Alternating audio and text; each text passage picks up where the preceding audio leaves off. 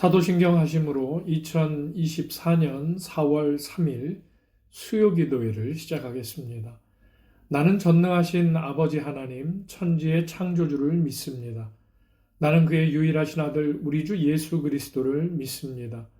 그는 성령으로 잉태되어 동정녀 마리아에게서 나시고 본디오 빌라도에게 고난을 받아 십자가에 못 박혀 죽으시고 장사된 지 사흘 만에 죽은 자 가운데서 다시 살아나셨으며 하늘에 오르시어 전능하신 아버지 하나님 우편에 앉아 계시다가 거기로부터 살아있는 자와 죽은 자를 심판하러 오십니다. 나는 성령을 믿으며 거룩한 공교회와 성도의 교제와 죄를 용서받는 것과 몸의 부활과 영생을 믿습니다. 아멘. 다 같이 찬송가 165장 함께 찬양하겠습니다.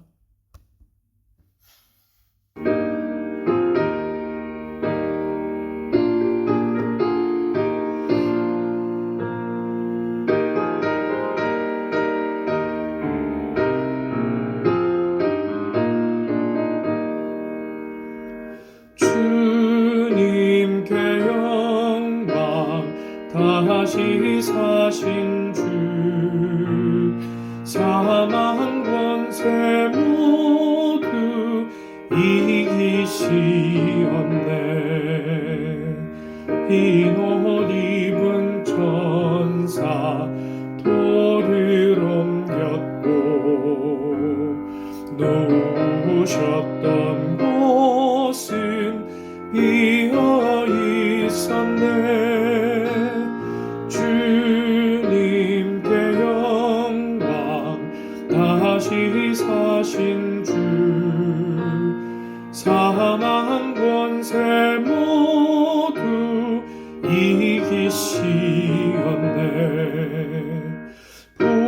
부활의 주님 나타나시사 두려움과 의심 물리치셨네. 주의 교회 기뻐 찬송하여라. 다시 사신 주님 죽음 이겼네. 주님께 영광 다시 사신 주 사망 권세 모두 이기시었네. 생명의 임금 영광의 주님 없는 삶은 헛될 뿐이라. 주의 사랑으로 세상 이기고 요단 건너 본향 가게 하소서. 주님께 영광 다시 사신 주 사망 권세 모두 이기시었네.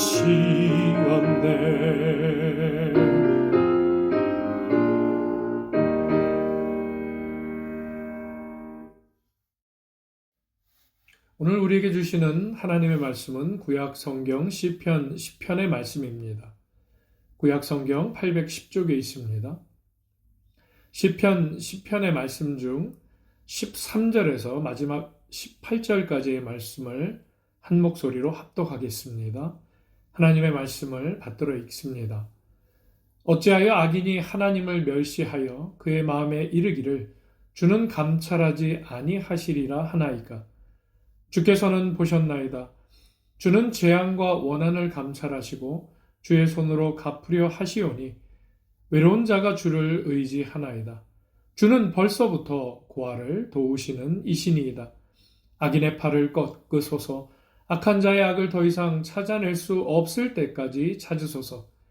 여호와께서는 영원무궁하도록 왕이시니 이방 나라들이 주의 땅에서 멸망하였나이다. 여호와여, 주는 겸손한 자의 소원을 들으셨사오니 그들의 마음을 준비하시며 귀를 기울여 들으시고 고아와 압제당하는 자를 위하여 심판하사 세상에 속한 자가 다시는 위협하지 못하게 하시리이다. 아멘. 이 말씀은 살아계신 하나님의 말씀입니다.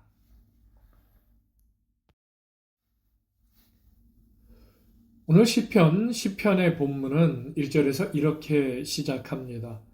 여호와여, 어찌하여 멀리 서시며 어찌하여 환난 때에 숨으시나이까. 지난주 시편 9편과 또 오늘 함께 보는 시편 10편이 연결된 것이라고 지난주에 한번 말씀을 드렸습니다. 오늘 본문 속 어찌하여라는 탄식은 시편 기자의 한숨이며 또한 이 시대를 살아가는 많은 그리스도인들에게 있는 공통적인 탄식이라고 할 수 있습니다. 특히 하나님의 말씀을 외면하고 자기 마음대로 살려는 사람들보다는 하나님의 말씀에 순종하려는 사람들이 또 하나님의 뜻에 관심이 없는 사람들보다는 하나님의 뜻을 발견하려고 애를 쓰는 사람들이 왜라고 시작되는 기도를 하나님께 더 많이 드리게 되는 것 같습니다. 우리가 진지하게 신앙생활을 해 나가는데 우리의 기도에 어찌하여나 이 왜라는 말이 많이 들어가게 된다면 그 이유는 하나님께서 행하시는 때와 방법과 또 우리가 정한 때와 방법이 같지 않기 때문일 것입니다. 그러나 우리는 시간이 지나면 알게 됩니다. 우리의 생각과 하나님의 생각이 다르며 우리가 가려는 길과 하나님께서 인도하시는 길이 다르다는 것을 우리는 깨닫게 됩니다. 그리고 하나님의 길은 우리의 길보다 높으며 하나님의 생각은 우리의 생각보다 높다는 것도 알게 됩니다. 그래서 우리가 가져야 할 태도는 하나님께 우리의 등을 보이는 것이 아니라 하나님께 우리의 얼굴을 보여드리는 일입니다. 그것이 우리가 이 땅에서 바르게 그리고 제대로 진리와 더불어 사는 모습이기 때문입니다. 시편 기자는 하나님께서 멀리 서 계시는 것 같고 또한 숨어 계시는 것처럼 여겨져서 삶과 신앙이 힘들다고 토로합니다. 하지만 하나님의 맷돌은 하나님께서 정한 시간표대로 돌아가게 됩니다. 때로는 아주 천천히 그 맷돌이 돌아가는 것 같지만 대신 그 안에 담겨진 곡물은 확실하게 견고하게 갈아져서 아주 고운 가루가 되는 이치입니다. 악인의 언행이 어떠한지를 오늘 본문 2절과 4절이 이렇게 증거합니다. 악한 자가 교만하여 가련한 자를 심히 압박하오니 그들이 자기가 베푼 꾀에 빠지게 하소서. 악인은 그의 마음의 욕심을 자랑하며 탐욕을 부리는 자는 여호와를 배반하여 멸시하나이다. 악인은 그의 교만한 얼굴로 말하기를 여호와께서 이를 감찰하지 아니하신다 하며 그의 모든 사상에 하나님이 없다 하나이다. 아멘. 하나님께서는 가련한 사람들인 고아와 과부와 이방인들을 잘 돌보아 주라고 하셨지만 악한 자는 심히 압박한다고 지금 시편 기자는 말합니다. 여기서 말하는 심히 압박한다라는 뜻은 불태운다 또는 끝까지 추적한다라는 의미를 담고 있습니다. 악한 자들은 가련한 사람들과 함께 살아가야 한다고 생각하기는커녕 불에 태우면 모든 것이 소멸되듯이 가련한 사람을 싹 없애야 한다고 생각하는 것이지요. 그리고 악한 사람은 자기 마음에 있는 욕심을 자랑합니다. 자, 그렇다면 의인, 즉 하나님의 백성은 무엇을 자랑하는 사람들일까요? 의인, 즉 하나님의 백성들은 하나님을 자랑하는 사람들입니다. 그래서 악인이 자기 중심적이라면 의인은 하나님 중심적인 삶을 살게 됩니다. 또한 탐욕을 부리는 자는 하나님을 모독하고 멸시하게 됩니다. 왜냐하면 하나님은 그의 마음속에 있는 탐욕을 충족시켜 주시기 위해서 존재하시는 분이 아니시기 때문입니다. 하나님은 인간의 탐욕을 충족시키기 위해서 존재하지 않으시고 탐욕을 버리고 진리로 충족시켜 주시기 위해서 존재하시는 분이심을 우리는 믿어야 합니다.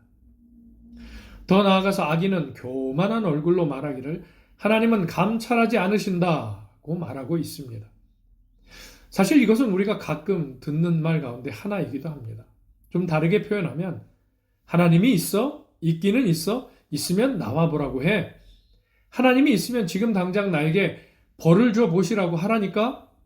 라고 거친 막말을 쏟아내지요. 그들은 자신들이 그렇게 오만방자함에도 하나님께서 기다려주시는 것을 사실 결코 알지 못합니다. 자, 그러나 세월이 지난 뒤에 그들이 하나님을 인격적으로 만나고 나서 이제 그때가 돼서야 비로소 알게 되지요. 자신들이 얼마나 큰 잘못과 죄를 하나님께 범했는지, 그리고 하나님께서 얼마나 많이 자신을 참아주셨는지를 비로소 알게 됩니다. 하나님을 마음에 두지 않는 사람은 두렵지 않기 때문에 무슨 짓이든 하게 됩니다. 반면 하나님을 마음의 중심에 둔 사람은 모든 일을 하나님을 기쁘시게 하기 위해서 행하게 된다는 것을 우리는 잊지 말아야 합니다. 본문 6절은 또 이렇게 증거합니다. 그의 마음에 이르기를 나는 흔들리지 아니하며 대대로 환난을 당하지 아니하리라 하나이다. 악인들은 참 신기하게도 자신들이 누리는 것이 영원할 것처럼 생각하며 살아갑니다. 또 시편 기자도 그렇게 고백을 합니다. 그리고 또 이렇게 말하지요. 환난을 당하는 일은 자신은 결코 없을 것이라 여기며 살아갑니다. 그러나 여러분, 그것은 사실이 아닙니다. 만약 정말 그렇게 생각한다면 그들이 반드시 부르게 될 노래가 있습니다. 그 노래의 제목은 난 참 바보처럼 살았군요입니다. 그들이 이 땅에서 이 노래를 부르지 않게 된다면 이 땅에서 마지막 숨을 내어 쉰 후에 영원하신 하나님 앞에서 난 참 바보처럼 살았군요를 부르게 될 것입니다. 그러나 안타깝게도 그때는 이 노래를 아무리 구슬피 불러도 돌이킬 방법이 없기만 합니다.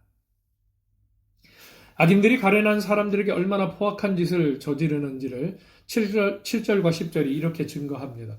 그의 입에는 저주와 거짓과 포악이 충만하며 그의 혀 밑에는 잔해와 죄악이 있나이다. 그가 마을 구석진 곳에 앉으면 그 은밀한 곳에서 무죄한 자를 죽이며 그의 눈은 가련한 자를 엿보나이다. 사자가 자기의 굴에 엎드림같이 그가 은밀한 곳에 엎드려 가련한 자를 잡으려고 기다리며 자기 그물을 끌어당겨 가련한 자를 잡나이다. 그가 굽으려 엎드리니 그의 포악으로 말미암아 가련한 자들이 넘어지나이다. 아멘. 악인들의 입에는 저주, 기만, 폭언, 욕설, 험담, 악담이 가득하다고 지금 시편 기자는 말하고 있는 것입니다. 사실 악인들이 내뱉는 말을 들어보면 그 말 중에 악담, 거짓말, 욕 등을 빼면, 시기 질투를 빼면 사실 아무것도 남지 않는다고 말하고 있는 것이지요. 한 가정의 외동아들이, 귀한 3대 독자 외동아들이 면허를 따고 친구들과 아버지의 자동차를 몰래 타고 나갔다가 사고를 내게 됩니다. 다행히 아들이 다치지는 않았지만 자동차는 크게 파손이 되지요. 자신이 할 수 있는 일이 없기에 아버지가 와서 모든 것을, 그 일을, 사고 처리를 수습을 해줍니다. 자, 며칠 후 그 외동아들이 친구들을 다시 만나게 되고 친구들이 물어봅니다. 아빠한테 많이 혼났지? 아버지가 무슨 말씀하셔? 그랬더니 그 외동아들이 친구들에게 다시 묻습니다. 아버지가 하신 말씀 중에 욕은 빼고 말할까? 아니면 같이 말할까? 친구들이 답변합니다. 욕은 빼고 말해봐. 그러자 아들이 답을 합니다. 그럼 아무 말씀도 안 하셨어. 여러분, 악인들의 언어도 동일하게 말할 수 있습니다. 악인들이 하는 말 중에서 악한 것은 빼고 말할까? 아니면 함께 말할까? 빼고 말해봐. 그럼 아무 말도 안 했어와 같은 이치라는 거죠. 악인들은 말만 악했던 것이 아니라 행동은 더욱 그러합니다. 참 교묘하게도 은밀한 곳에 숨어 있다가 사람들을 해치기도 하고 먹잇감을 잡기 위해서 웅크리고 있는 사자처럼 숨어 있다가 때를 만나면 연약한 사람을 끌고 가고 불쌍한 사람을 짓누르고 가련한 사람을 억압한다고, 그들은 그렇게 한다고 시편 기자는 말합니다. 여러분, 사람이 마귀의 이 사탄의 역사에 휩싸이면 일장기와 같은 삶을 삽니다. 일본의 국기지요. 이게 무슨 말이냐? 앞뒤, 위아래가 없는 삶을 살아간다는 겁니다. 요즘 시대 표현으로 하면 갑을 관계에서 갑 중에 갑인 사람이 을 중에서도 을인 사람에게 말로 형용할 수 없는 무자비한 짓을 저질렀다는 의미가 되겠지요. 그래서 1절에서 시인이 어찌하여를 반복하고 있는 것입니다. 악인들로 인해서 왜곡과 불의, 억울함과 원통함이 판을 치는 듯한 세상이, 그런 세상이 된 것 같이 느낀 시인은 12절과 13절에서 이렇게 하나님께 호소하며 또한 증거합니다. 여호와여 일어나옵소서. 하나님이여 손을 드옵소서. 가난한 자들을 잊지 마옵소서. 어찌하여 악인이 하나님을 멸시하여 그의 마음에 이르기를 주는 감찰하지 아니하리라 하나이까. 아멘. 시편 기자, 이 시인이 하나님을 향해서 일어나옵소서라고 읍소하는 것은 하나님께서는 앉아 계시기만 하시고, 즉 아무런 역사를 행하지 않으시는 것 같다고 여기기 때문입니다. 그리고 손을 드옵소서라고 호소하는 건 역시 하나님께서는 마치 손을 내리고 계시는 것처럼, 즉 손은 하나님의 능력을 성경에서 의미하기에 하나님께서는 아무런 능력을 베풀지 않고 계시는 것처럼 여겨진다는 의미입니다. 그리고 그 이후에 1절에 어찌하여가 다시 반복해서 나옵니다. 시인의 생각에는 하나님께서는 일어나셔서 당장이라도 세상을 바르게 하시는 일을 행하셔야 할 것 같은데, 아니 지금이 바로 그때가 아닙니까? 라고 묻고 있는 것이지요. 악인이 말하길 아무리 나쁜 짓을 해도 하나님은 벌을 주시는 분이 아니시야 라고 그들은 말하는데, 하나님 왜 그냥 저들을 내버려 두십니까? 라고 하소연하는 것과 같은 이치입니다. 자, 시인의 강구는 14절과 15절에서 이렇게 계속 이어집니다. 주께서는 보셨나이다. 주는 재앙과 원한을 감찰하시고 주의 손으로 갚으려 하시오니 외로운 자가 주를 의지하나이다. 주는 벌써부터 고아를 도우시는 이신이이다. 악인의 팔을 꺾으소서. 악한 자의 악을 더 이상 찾아낼 수 없을 때까지 찾으소서. 아멘. 시인이 주님께서 보셨나이다 라고 고백하는 것은 세상이 뒤죽박죽처럼 보인다 할지라도 그것은 하나님께서 보지 못하셨기 때문이거나 보셨더라도 해결할 능력이 없는 분은 아니시라는 사실을 알고 있다는 의미입니다. 그리고 시편 기자는 이렇게 고백하지요. 하나님께서는 벌써부터 고아를 도우시는 분이시다 라고 고백을 합니다. 하나님께서 가장 연약한 계층인 고아를 돌보시는 분이시라면, 더욱이 그 일을 벌써부터 도우시는 분이시라면 다른 사람은 말할 필요가 없다는 것이지요.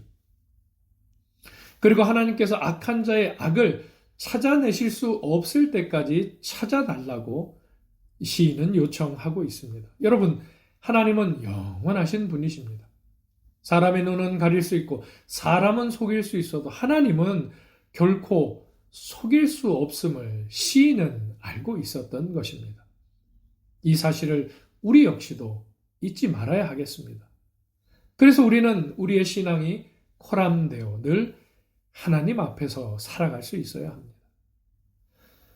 자, 이제 마지막 부분입니다. 시편 기자는 오늘의 시를 17절과 18절에서 이렇게 마무리합니다. 여호와여, 주는 겸손한 자의 소원을 들으셨사오니 그들의 마음을 준비하시며 귀를 기울여 들으시고 고아와 압제당하는 자를 위하여 심판하사 세상에 속한 자가 다시는 위협하지 못하게 하시리이다. 아멘. 아멘. 시인의 간구는 확신으로 끝을 맺게 됩니다. 하나님께서는 겸손한 사람, 즉 가련한 사람, 가난한 사람, 이 히브리어 단어로는 같은 의미가 들어있는데요. 이 겸손한 사람의 소원을 이미 들어주셨다고 고백을 합니다. 앞으로 들어주실 것에 대해서도 또 들어주실 것에 대한 확신 때문에 시편 기자는 들으셨다고, 이미 하나님께서 그들의 기도를, 그들의 간구를 들으셨다고 표현하고 있는 것이지요. 그리고 가장 가난한 사람들의 대표격이라 할 수 있는 고아와 또 을 중에 을인 사람인 압제당하는 사람을 변호하여 주시고, 무엇보다도 세상에 속한 자가 다시는 활개를 치지 못하게 할 것이라고 선언하며 시편을 마무리하고 있습니다. 우리가 시편을 공부하면서 말씀을 함께 나누면서 우리가 시편까지 함께 느끼고 있지만, 이 시편을 비롯한 대부분의 탄원시는 여러분 비슷한 구조를 가지게 됩니다. 처음에는 악인들이 잘 먹고 잘 사는 것처럼 보이고, 또 악인들이 활개를 치는 것처럼 보이며, 악인들이 연약한 사람을 짓누르는 것처럼 보여서 하나님을 향해 불평과 불만이 가득한 것 같은 질문들을 시인들은 쏟아냅니다. 그때 대표적으로 사용되는 단어를 오늘 본문 중에서 고르자 하면 어찌하여라고 할 수 있습니다. 조금 느려서 표현하면, 하나님께서 세상을 다스리심에도 어찌하여 이 세상은, 이 교회들은 이 모양 이 꼴입니까? 라는 거죠. 그러나 시인의 탄원은 마지막에는 감사와 찬양으로 끝을 맺게 된다는 것이 우리에게 은혜가 됩니다. 하나님, 역시 하나님은 하나님이십니다. 하나님의 행하심을 찬양합니다. 이러한 고백을 주님께서 보셨습니다. 라는 말로 함축해 시인들은 자신의 시를 마무리합니다.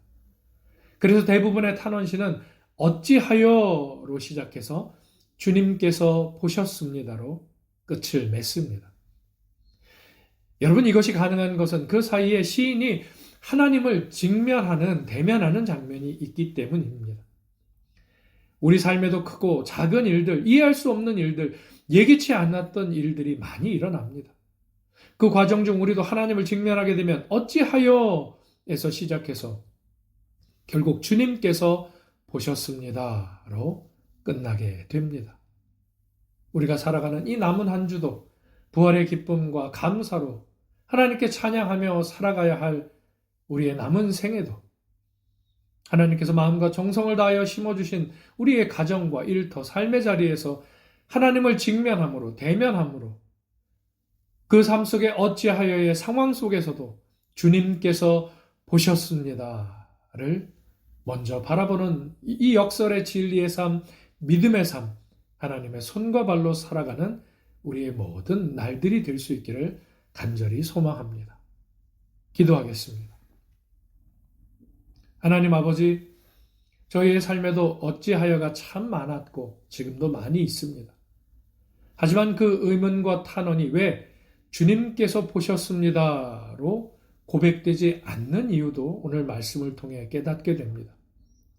우리는 어찌하여만 수도 없이 외치지 하나님을 직면하여 하나님의 도우심과 하나님의 답변을 잘 구하려고 하지 않았기 때문임을 고백합니다.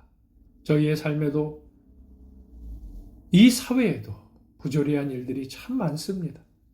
우리가 매일 하나님을 직면함으로 하나님께서 이 세상에 연약한 사람들을 세우시는데 우리가 하나님의 손과 발이 되고 하나님의 통로가 될 수 있도록 사용해 주옵소서. 바라옵나니 이 세상의 모든 갑과 을이 함께 공존하게, 건강하게 공존하게 하옵시고 건강하게 번성하는 사회들이, 국가들이 되게 하여 주옵소서.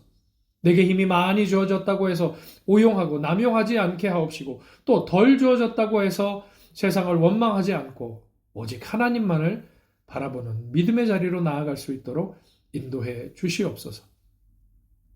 섬김을 받으려 함이 아닌 섬기려 이 땅에 오셨던 예수님을 닮아 이 섬김의 역설의 진리로 살아가는 우리의 삶이 되게 하여 주옵소서. 부활의 산 소망이 되신 우리 구주 예수 그리스도의 이름으로 기도드리옵나이다. 아멘. 주님께서 가르쳐 주신 기도로 예배를 마치고 함께 기도하는 시간을 갖겠습니다.